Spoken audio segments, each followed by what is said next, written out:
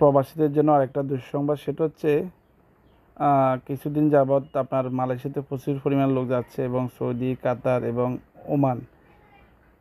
এর পাশাপাশি বর্তমানে আপনার একটা হচ্ছে মালয়েশিয়াতে লোক যাওয়া শুরু করছে প্রায় গত বছর থেকে মোটামুটি ভালো একটা লোক যাচ্ছে। ওমানে ভিসা অলরেডি বন্ধ করে দিয়েছে, কুয়েতের ভিসা বন্ধ, যেসব দেশগুলোর ভিসা বন্ধ আমি জাস্ট আপনাদের সাথে শেয়ার করতেছি, আর কোন কোন দেশের ভিসা খোলা আছে সে বিষয়টা শেয়ার করতেছি। এখন বর্তমান সময়ে শুধু 2টা দেশের ভিসা খোলা আর বাকি সব দেশের ভিসা বন্ধ। এটা হচ্ছে বাংলাদেশের জন্য একটা ব্যাড সংবাদ। শুধু কাতার, সৌদি ভিসা খোলা, মালয়েশিয়ার ভিসা আজকে থেকে বন্ধ হয়ে গেছে।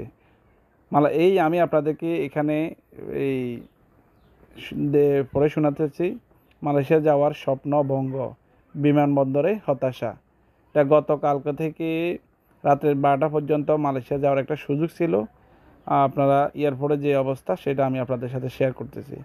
অনুমোদন পাওয়া বাংলাদেশি কর্মীদের মালয়েশিয়ার প্রবেশের সুযোগ শেষ হচ্ছে শুক্রবার। গত শুক্রবার 12টা পর্যন্ত আপনার সুযোগ ছিল, যারা যেতে পারছে তারা মালয়েশিয়া গিয়েছে, আর যারা যেতে পারেনি তাদের স্বপ্নটা থেকে গেল, তাদের হাজার হাজার কোটি কোটি টাকা লস হয়ে গেল। ঢাকা শাহজালাল আন্তর্জাতিক বিমানবন্দরে শুক্রবার সকাল থেকে কর্মী ভিসায় মালয়েশিয়া যাওয়ার জন্য ভিড় করতে থাকেন দেশের বিভিন্ন প্রান্ত থেকে আসা মানুষগণ। এভাবে বাংলাদেশের 66 জেলা থেকে মানুষ ভিড় করে মালয়েশিয়া যাওয়ার জন্য।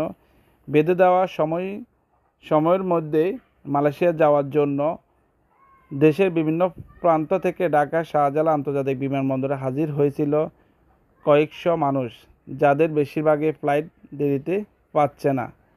কাজের জন্য মালয়েশিয়ার সুযোগ পাওয়া এসব মানুষ কেউ হারিয়েছে এজেন্সির প্রতারণার শিকার, কেউ আবার শেষ মুহূর্তে টিকিটের পেয়েও যেতে পারেনি। তাদের চোখে মুখে স্বপ্ন ভঙ্গের হতাশা। মালয়েশিয়ার সরকার ঘোষণা অনুযায়ী অনুমোদন পাওয়া বাংলাদেশি কর্মীদের স্বদেশে প্রবেশ শেষ দিন ছিল 31শে মে শুক্রবার। এই ধাপে কর্মী ভিসায় শুক্রবারের পর আর কেউ সেখানে ঢুকতে পারবে না। শুক্রবার শেষের দিনে যাওয়ার ব্যবস্থা রয়েছে মাত্র 1500 কর্মীর। 1500 কর্মী একমাত্র মালয়েশিয়ায় ঢোকার একটা সুযোগ ছিল। তো যে স্বপ্নটা ছিল, অনেকের স্বপ্ন পূরণ হয়েছে, ম্যাক্সিমাম লোকের স্বপ্নটা ফিল আপ হয়নি। তারা কেউ কোনো ফ্লাইটে কোনো বিমানে যাবেন তা আগে থেকে ঠিক করা আছে। এর বাইরে আরও 31,701 জন বাংলাদেশি কর্মী চাকরি নিয়ে মালয়েশিয়া যাওয়ার সুযোগ পেয়েছেন, কিন্তু টিকিটের জটিলতা তারা বিপাকে পড়েছেন। তাদের মধ্যে অনেকেই শুক্রবার সকাল থেকে বিমানবন্দরে আসতে থাকেন। যেসব এজেন্সির সঙ্গে চুক্তি তারাই ডেকে এনেছে তাদের। সন্ধ্যা পর্যন্ত বিমানবন্দরে মানুষের ভিড় দেখা যায়। বিমানবন্দর ব্যাগ, ট্রলি, লাগেজ নিয়ে বসে থাকা এমন কয়েকজনের সঙ্গে কথা হয় বিডি নিউজ সাংবাদিক কর্মীদের সাথে। তারা বাড়ি থেকে বিদায় নিয়ে আসছে বলে এসেছেন মালয়েশিয়া যাচ্ছেন। খুলনায় তারকাদা থেকে এসেছেন আল মামুন নামে একজন। সব ঠিক থাকলেও সন্ধ্যায় ফ্লাইটে ওঠার কথা ছিল তার, কিন্তু টিকিটে তার হাতে আসেনি। টিকিট না আসার কারণে সে যেতে পারেনি। চোখে মুখে একরাশ হতাশা নিয়ে বসে থাকা মামুন বললেন, বাবা মায়ের স্বপ্ন পূরণের জন্য মালয়েশিয়া যেতে চাইছিলাম, কিন্তু এখন পর্যন্ত টিকিট পাইনি। এজেন্সি থেকে এখানে আসতে বলছে অপেক্ষা করতে, একটা ব্যবস্থা হয়ে যাবে। এখন দেখছি অনেক মানুষ এখানে টিকিট নেই।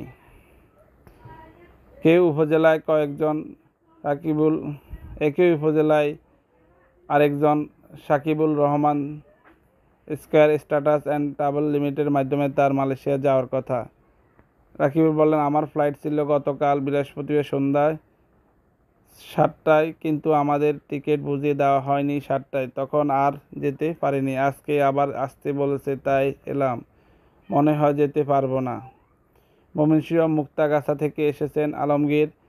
এভাবে বিভিন্ন জায়গা থেকে লোকজন আসছে বাংলাদেশের 66 জেলা থেকে। দেখছেন আপনার মানুষের হতাশা, মানুষের স্বপ্ন ছিল মালয়েশিয়া গিয়ে তার পরিবারটাকে গুছিয়ে নেবে, কিন্তু বাংলাদেশের এজেন্সি দালাল চক্রের কারণে আজ হাজার হাজার লাখো তরুণের মনের আশা, মা বাপের আশা পূরণ হবে না। তো এইভাবে দেখছেন বাংলাদেশের আরেকটা শ্রম খাত বন্ধ হয়ে গেছে। তো এখন আমরা যারা বাংলাদেশের যুবক আছেন তারা কি করবেন, তারা এই বিষয়টা বুঝতে পারছেন না। আমাদের জন্য এটা একটা ব্যাড সংবাদ। আসলে আমরা কখনো এটা চাইনি যে আমাদের বাংলাদেশের ভিসাগুলো বন্ধ হয়ে যাক। তো সবাইকে বলবো, আপনারা যারা মালয়েশিয়া যাচ্ছেন সবাইকে বলবো ধৈর্য ধরেন, আপনি লেগে থাকুন, আপনার দেশে কিছু করার চেষ্টা করুন, মনটা ভাঙবেন না, কিছু না কিছু করে আপনার ফ্যামিলিটাকে মেনটেন করতে হবে, আপনি মেনটেন করবেন। তো সবাই ভালো থাকুন, সুস্থ থাকুন, আল্লাহ হাফেজ।